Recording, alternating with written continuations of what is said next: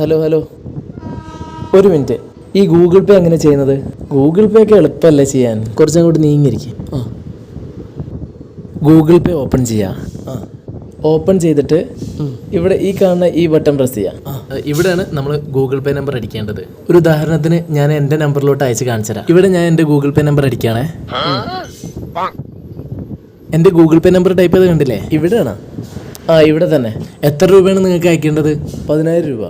10,000. അപ്പോൾ നിങ്ങൾ ഗൂഗിൾ പേന്ന് എൻ്റെ ഗൂഗിൾ പേക്ക് 10,000 രൂപ അയക്കണം. ഗൂഗിൾ പേയിൽ ഞാൻ കൊടുത്തത് സതീശൻ എന്നാണ്.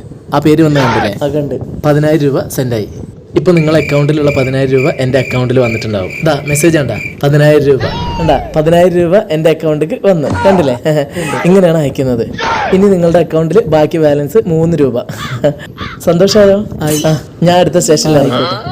ഹാപ്പി അല്ലേ? അതെ. ഓക്കെ എന്നാ. ഇത്ര എളുപ്പമായിരുന്നല്ലേ ഗൂഗിൾ പേ ഉപയോഗിക്കാൻ?